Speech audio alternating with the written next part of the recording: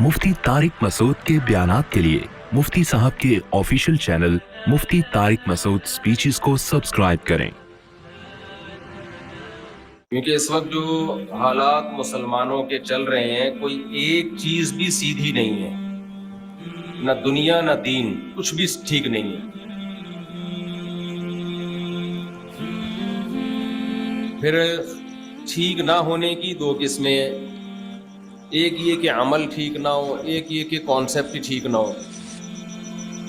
तो हमारा अमल भी ठीक नहीं है, नज़रियात भी ठीक नहीं है।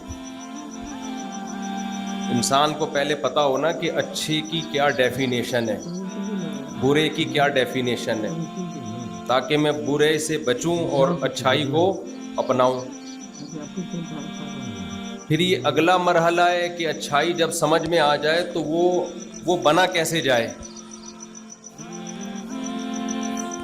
ये अगला मरहला है। एक आदमी चरस पीता है तो आपको उसकी तरबियत के लिए दो काम करने पड़ेंगे। एक तो ये कि उसको ये समझाना पड़ेगा कि चरस बुरी चीज़ है।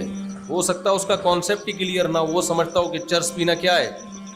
वो पी के भी दिखाता हूँ मैं, जब भी स्टाइल जो है ना ऐसे ही होता है ना। वो ये समझता है कि चरस पीना कोई अच्छा काम है, इससे इंसान रिलैक्स होता है, डिप्रेशन स्ट्रेस ख़त्म होती है, इससे मज़े की नींद आती है। तो क्या आप उससे चरस छुड़वा सकते हो?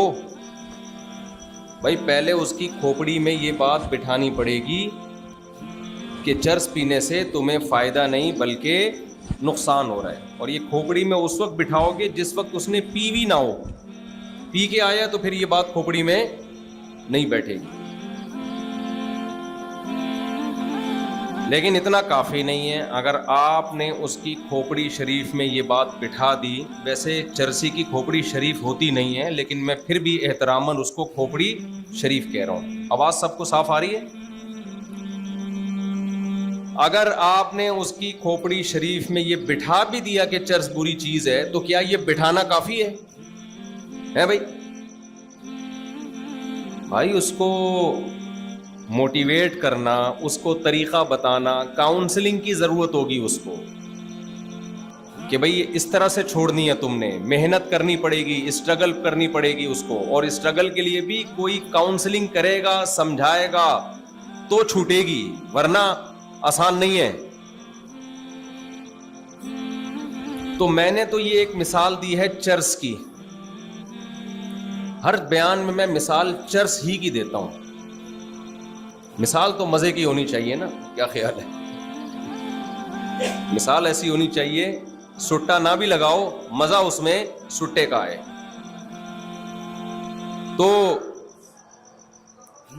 हमारे साथ, मुसलमानों के साथ बड़ा मसला, ख़ास तौर पर ये जो हम पाकिस्तानी और इंडियन लोग हैं, जिन्हें देसी लोग कहा जाता है, इनके साथ बहुत बड़ा मसला ये है कि जो मज़हब को फॉलो करने वाले लोग हैं, मैं उनकी बात कर रहा हूँ। जो फॉलो ही नहीं करते उनका तो आवे का आवा ही बिगड़ा हुआ है।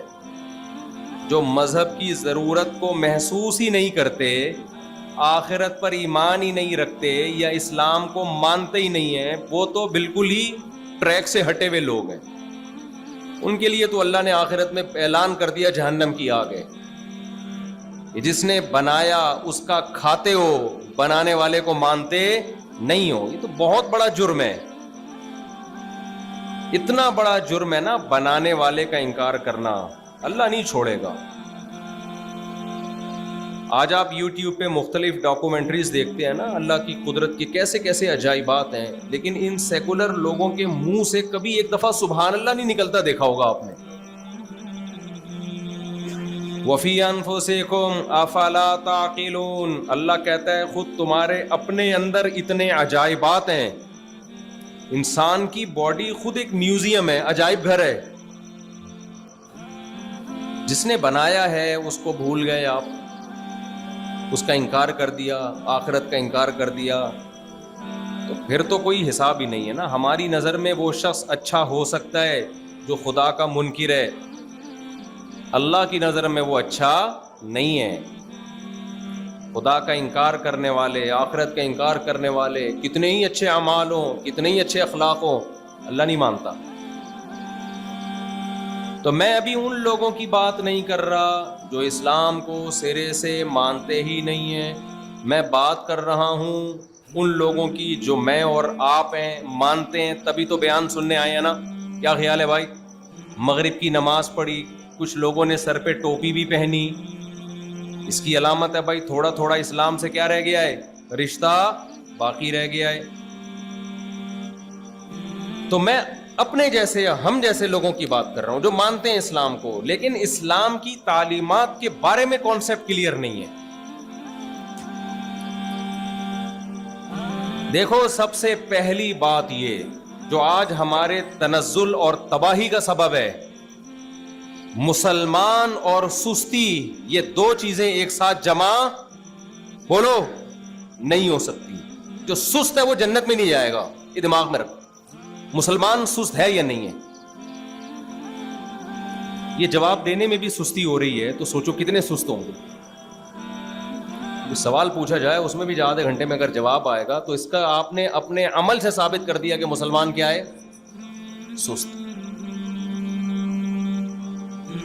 میرے پاس جب بھی کوئی نوجوان آتا ہے نا کہ میں چاہتا ہوں گناہوں کو چھوڑوں, میں چاہتا ہوں یہ کروں, میں چاہتا ہوں وہ کروں, مجھے پتا ہے کہ جب تک یہ سستی نہیں چھوڑے گا کچھ بھی نہیں چھوڑے گا. یہ ہر کام دنیا میں ہمت سے ہوتا ہے. سست آدمی دنیا میں کسی کام کا نہیں ہے, نہ دین کا نہ دنیا کا. میں نے دین پہ دنیا میں چلنے والے جو بہت ایکٹیو تھے, دنیا میں بڑے ایکٹیو تھے, وہ چاہے وہ پیسہ کمانے میں ہو چاہے وہ پڑھائی میں ہو, جب میں نے دیکھا کہ انہوں نے وہ دین کی طرف آئے نا تو دین میں وہ بہت تھوڑے عرصے میں بہت آگے نکل گئے.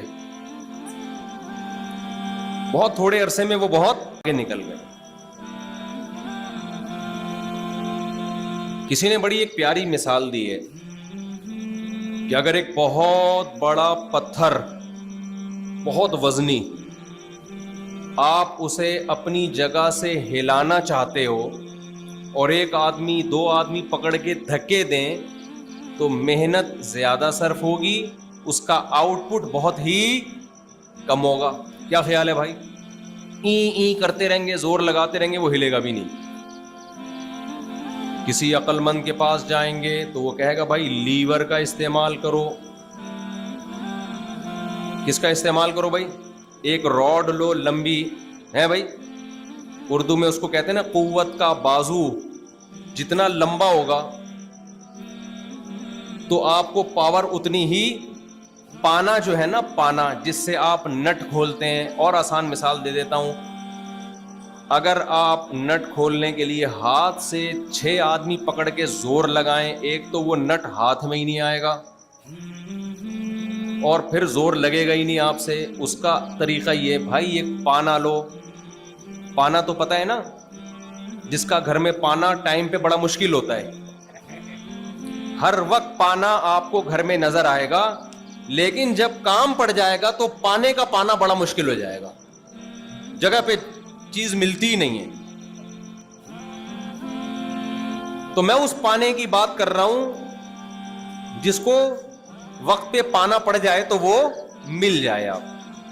آپ نے کیا کیا, اس پانے سے پکڑ کے نٹ کو ہلایا, پھر بھی اگر نہیں ہل رہا تو لوگ کیا کہتے ہیں, میں سائنس سمجھا رہا ہوں دیسی سٹائل میں, قوت کا بازو کہتے ہیں نا سائنس میں, جتنا لمبا ہوتا ہے نا لیور تو فورس اس کے اینڈ میں سب سے کم لگانی پڑتی ہے نا.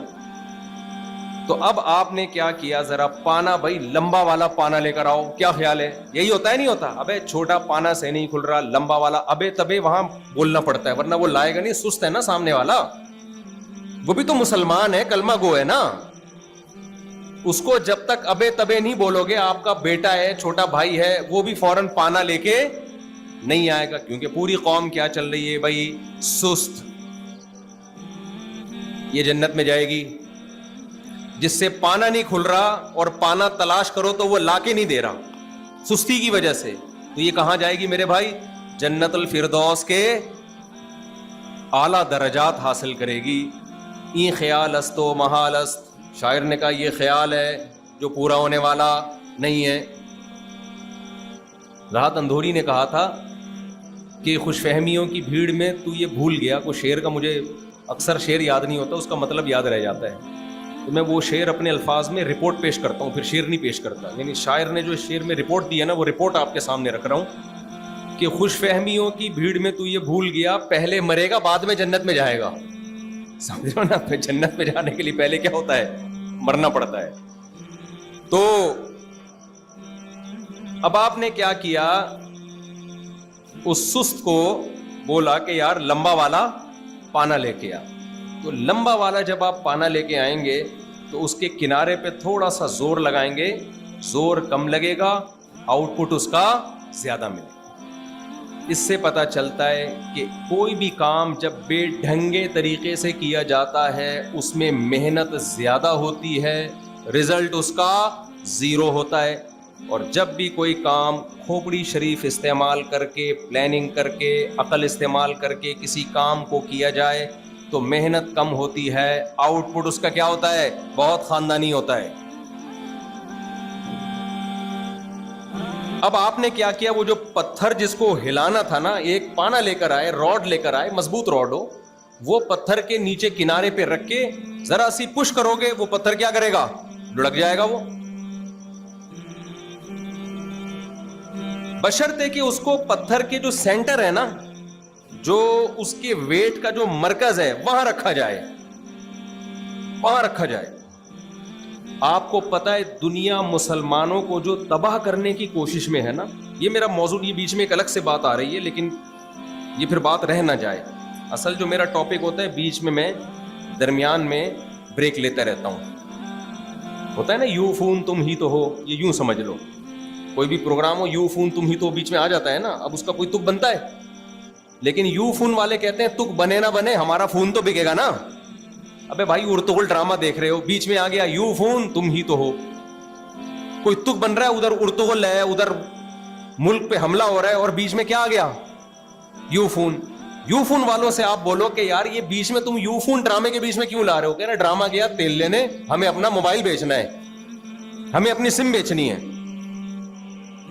تو میں بھی بعض دفعہ ٹاپک سے بیچ میں ہٹ کے اس لیے بیچ میں بات لے آتا ہوں کہ وہ بڑی کارآمد بات ہے, وہ میں نے چلتی کرنی ہے, وہ بعد میں شاید موقع نہ ملے, تو اس لیے میں تھوڑا سا بیچ میں نا پاز کا بٹن دبا کے ایک الگ بات کر رہا ہوں آپ سے. وہ یہ ہے, یہ جو میں نے مثال دی ہے نا کہ قوت کا بازو اور اس کی جو فورس ہے وہ بیچ میں لگے جہاں سارا ویٹ کا جو مرکز ہے, تو محنت تھوڑی ہوتی ہے, رزلٹ اس کے بہت زیادہ.